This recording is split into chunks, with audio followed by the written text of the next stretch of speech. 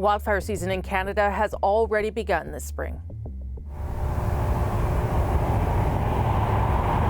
Thousands of people have been evacuated in northeastern BC, forced out of the Fort Nelson area, with the Parker Lake fire raging out of control nearby. Another wildfire has prompted an evacuation alert for parts of Alberta, including parts of Fort McMurray, as a wildfire is just 16 kilometers south of that city. The province currently has 45 active fires, forcing more people out of their homes in other parts of the province. The unpredictable wildfire season has led Alberta's government to look at making some changes to how it manages emergencies, including changing parts of the electoral process. Last week, Alberta's Deputy Premier tabled legislation that would give government more power in handling local emergencies and would move that fixed election date to October rather than May because of wildfires. For more on all of that, I spoke earlier with Alberta's Deputy Premier, Mike Ellis. Deputy Premier, nice to see you. Thanks for making the time. Well, thank you very much, Rosemary. You've tabled Bill 21 in the legislature. It does give your government more power in emergencies, and I'll ask you some questions about that. But the thing that's got everyone talking, of course, is that it proposes changing the fixed election date from May to October. Can you explain what was behind that decision? Yeah, I mean, as many of you know, certainly during last year's fire season, it occurred right in the middle of the election. That was extremely problematic, especially for not just the Premier, but for myself as the Minister of Public Safety and Emergency Services. We were very challenged in order to not only do our jobs as the Premier and the Minister, but also to try to campaign. And so, one of the things that came out of that is we didn't want to make sure we wanted to make sure that nobody ever had to experience something like that again. And so we made the decision to move that election date. I think, as many people know, whether it be fire season or floods or any type of natural disaster, they're typically happening more often than not in the spring, and we don't want to put any future government in that position again. And to say nothing of the voters, too, because obviously there were a lot of people evacuated at the last election, and that caused all sorts of problems for them as well. Oh, yeah. No, elections Alberta had to scramble to try to set up posting stations in order to get people to have them the ability to vote, as an example. We also had situations where the press and members of the public were questioning whether or not we should be even having this election and possibly even suspending the election. So, these were a lot of the challenges that we were facing at that time. As I'm sure you know, in 2022, your leader, Danielle Smith, said that she would not alter Alberta's next general election date. So how do you square then that statement with what you're doing now? How are you justifying it to people?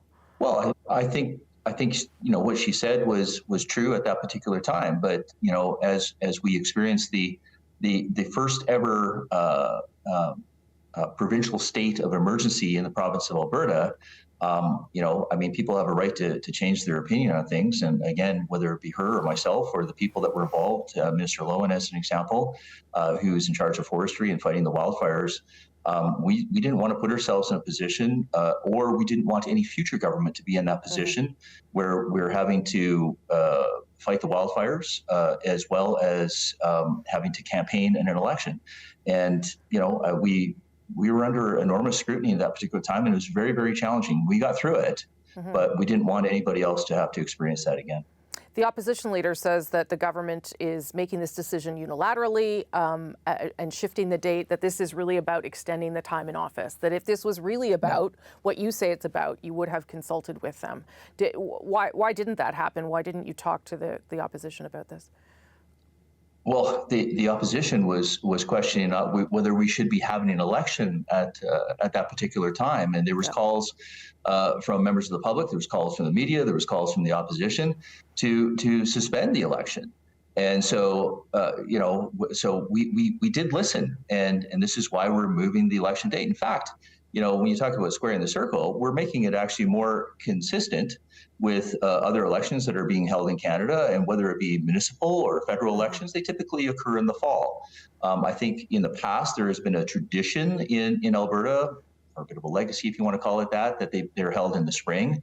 But the reality is that is natural disaster season. That's when things start to be happening more and more frequently, and we just don't want to put Albertans in that situation again. Okay, let's talk a little bit about the rest of the legislation, but I want to start with getting your sense of what the wildfire season holds so far for Alberta. It seems off to a slow start, which I think is good, but what are your experts telling you about what's in store? Well, I mean, slow start, I guess, is subjective. I mean, we actually had 273 wildfires already in the province of Alberta. We do have one that is just south of Fort McMurray that is kind of blazing out of control at the moment. Like we've had a pretty robust fire season, but we have to give credit to Alberta Emergency Management as well as Alberta Wildfire and Forestry. They've taken advantage of some of the technology that has been available to them. They have night vision helicopters. They're doing nighttime suppressants. These are, again, lessons learned from last fire season, and it seems to be quite effective. Some of the other things that you're proposing for, in terms of responding, the emergency management response, and putting things under provincial jurisdiction, you don't have to consult with municipalities now, if I understand correctly. If there's something going on and you need to go in and deal with it, you'll go ahead and do that. How is that being received? Because I know municipalities sometimes get their backs up when the province says, we're going to make decisions for you. So Rosemary, that actually is not accurate at all. Right now, the province has the ability to go in and take control of any critical incident that might be occurring in the province of Alberta. The feedback that we were actually getting from municipalities and critical incident commanders is to actually have that staged approach. So we're actually responding to what we learned from the last fire season. So we'll have a 4-level rubrics that starts from the critical incident command that will be obviously run by the municipality, and as it starts to escalate, there will be briefing notes that will be sent up to Alberta Emergency Management.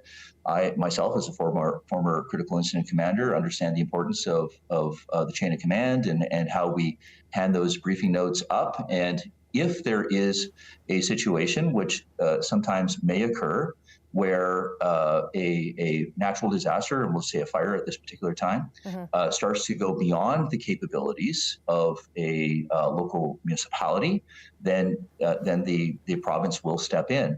But we cannot expect small villages and towns throughout Alberta to have the same capabilities as, say, Calgary or Edmonton, as an example.